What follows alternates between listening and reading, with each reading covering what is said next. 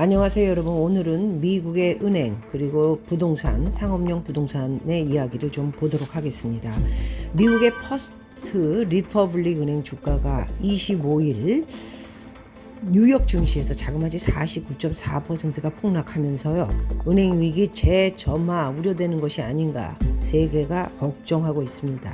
하루 종일 투매가 이어지며 주식 거래가 여러 차례 중단되는 등 혼란을 빚으며 뉴욕 증시를 끌어내렸습니다. 전날의 퍼스트 리퍼블릭의 실적 발표가 투자자들을 불안하게 만든 것이 화근이 됐는데요.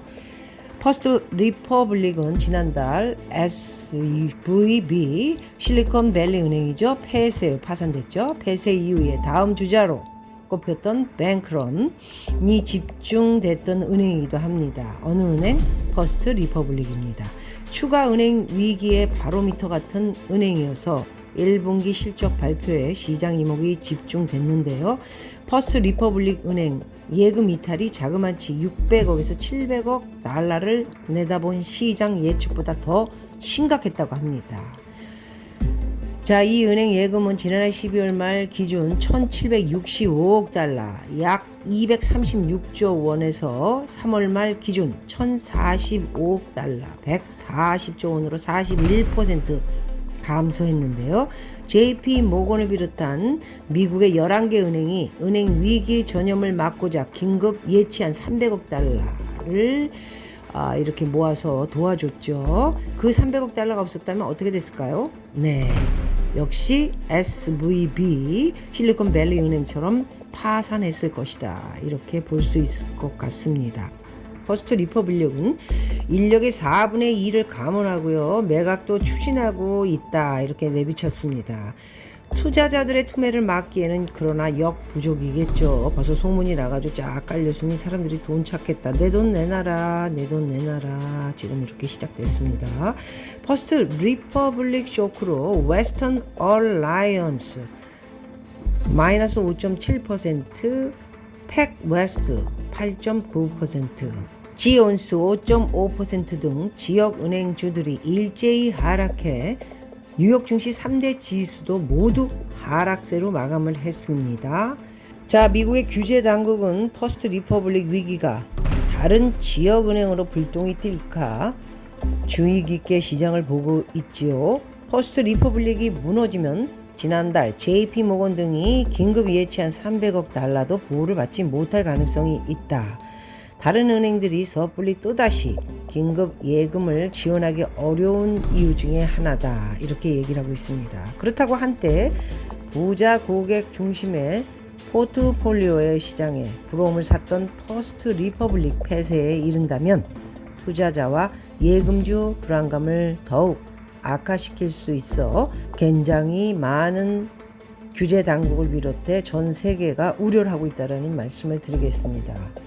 퍼스트 리퍼블릭은 부자들에게 높은 이자를 주고 운행을 했지요. 그렇지만 금리가 올라가면서 부자들이 또 돈을 빼기도 하고요, 또 이자를 마치기도 힘들어지면서 이렇게 큰 일이 벌어졌다 할 수 있겠습니다. 이 원인은 전부 금리 인상에 대한 문제 때문에 일어난 일이다, 이렇게 보고요. 미국의 은행 지금 지켜보는 저로서도 굉장히 위태롭다, 이렇게 보고요. 은행이 몇 개가 이제 파산되고 무너지면서 기업도 도산하고요.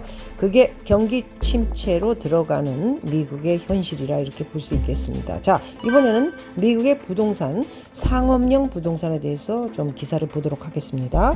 2008년 리먼 브라더스 때는 변동금리로 집을 매매했던 신용 안 좋은 사람들한테도 거의 막 90%씩 대출을 해서 물건을 팔았죠. 그것이 이제 이자가 올라가면서 파산으로 이어졌었는데요. 이번에는 아무래도 2008년에 교육이 있었기 때문에 주택들은 고정금리로 박아놔가지고요, 굉장히 주택은 좀 안정감이 있게 돌아가고 있는 것 같습니다. 그러나 다음 위기 진원지는 바로 미국 상업용 부동산이다, 이런 이야기가 벌써 오래전부터 나돌고 있습니다. 자, 이런 이야기 들어보셨나요? 지난달 실리콘밸리 은행 파산 사태 이후 미국 상업용 부동산에 대한 경계심이 부쩍 높아졌다고 합니다. 상업용 부동산 중에서도 특히나 오피스 빌딩만 보면 이런 위기론이 과장이 아닌데요. 실제 미국 대도시 도심의 사무실이 텅텅 비어가고 있습니다. 사무실의 종말이라는 말이 나올 정도인데요. 팬데믹도 끝났는데 왜 이럴까요? 미국에서 유독 이런 현상이 나타나는 건 왜일까요? 오피스 빌딩의 종말, 그 이후에 어떤 시나리오가 펼쳐질까? 미국은 사무실 부동산 위기론을 들여다봅니다. 브룩필드 자산운용 지난 2월 LA 대형 오피스 빌딩 2개를 담보로 받았던 대출금 7억 8,400만 원 달러를 갚지 못해서요. 상업용 부동산 업계에 충격을 안겼는데요. 이달 들어서는 또다시 워싱턴 DC 사무실 12곳을 담보로 한 대출 1억 6,140만 원 달러도 상환에 실패했다고 합니다. 브룩필드만이 아니고요. 퍼시픽 인베스트먼트와 핑코도 사무실 담보 대출에 대해 줄줄이 디볼트 선언을 했습니다. 뉴욕, 샌프란시스코 같은 대도시에 있는 멀쩡한 대형 오피스 빌딩들이 잇따라 대출금 상환에 실패한 겁니다. 왜 이런 일이 줄이어 일어날까요? 한 가지 이유는 금리 인상 때문입니다. 미국도 상업용 부동산 경우엔 변동금리 대출, 아까 말씀드린 대로 주택은 고정금리로 박아넣어가지고 좀 안정감 있게 가고 있는데, 이 상업용 부동산이 미국의 굉장히 큰 핵폭탄이 지금 될 것이다, 이렇게 보는 것이 바로 이 변동금리 대출 때문인데요. 오늘 제가 LA에 있는 친구와 통화를 해봤는데, 지금 대출을 받게 되면 주택 같은 경우에 9%의 이자를 넣어야 된다고 합니다. 어마어마한 이자죠. 그래서 대출 금리를 치솟는 대출 금리를 감당할 수 없게 되면서 제때 갚지 못하게 되는 거죠. 이자와 원금을요. 그래서 핑크의 경우에 2021년 12월 3% 수준이던 대출 금리가 6%로 뛰면서 채무 불이행에 빠졌다고 합니다. 하지만 진짜 큰 이유가 따로 있다고 하네요. 도심 사무실이 텅텅 비고 있다고 합니다. 사무실에 들어올 임차인을 찾기 어려워졌기 때문이라고 하는데요. 무디스가 집계한 올해의 1분기 미국 사무실 공실률은 19.0%, 19.0%면 거의 반 이상 공실이라 볼 수 있겠습니다. 어마어마한 공실이네요. 1992년 이후에 31년 만에 최고 수준인데요. 코로나 정점이던 때보다 높은 건 당연하고요. 역사적으로 최정점이었던 1991년 19.3%에 가까워지고 있다고 합니다.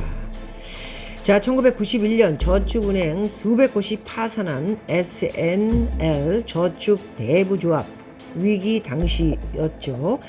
미국 저축은행들이 그 위험을 쫓아 상업용 부동산 투자를 늘렸다가 부동산 가격 폭락으로 줄줄이 망했던 그때입니다. 보통 심각한 수치가 아닌 것으로 나오고 있습니다. 자, 사무실은 공실이 발생하면 임대료에 크게 타격을 입으니 그 가치가 뚝뚝 떨어지고, 부동산 분석 회사 그린스트리트에 따르면 미국 사무실 자산의 가치는 지난해 3월보다 25% 하락한 걸로 추정됩니다. 공실 증가고요. 첫 번째는. 두 번째는 가치 하락. 자, 세 번째가 대출 만기 연장 불발 등으로 악순환에 빠질 수 있다 해서 미국의 상업용 건물들에 때문에 이제 또 한 번의 미국이 파산이 이어질 것이 아니냐, 이런 지금 예측을 해볼 수 있겠습니다. 미국의 경기 침체 가을부터 올 것이다 라고 모든 전문가들이 예측을 했고요. 지금 굉장히 안 좋습니다. 미국이. 이런 것도 경기 침체를 할 수 있죠. 3M이라는 회사마저도 이제 직원 해고 감원을 시작을 했고요. 많은 회사들이 사람을 다 자르고, 그리고 혹시 망할까봐 준비를 하고 있는 것 같습니다. 미국에 이제 처절한 이게 근검 절약이 시작될 것 같고요. 사람들, 이 소비의 나라 미국이 이제 지갑을 닫고 기업도 다 파산하고요. 은행도 많이 문을 닫게 된다면, 그 다음에 올 하반기가 지난 후에 내년부터는 또 어떻게 또 플랜이 짜질지는 모르지만 모든 것에 대비를 여러분도 하시기 바라겠습니다. 박미TV의 박미는 언제나 항상 정확하고 빠른 정보로 여러분들에게 다가간다는 말씀 드리고요. 모두 반갑고 건강하세요. 또 만나요. 안녕.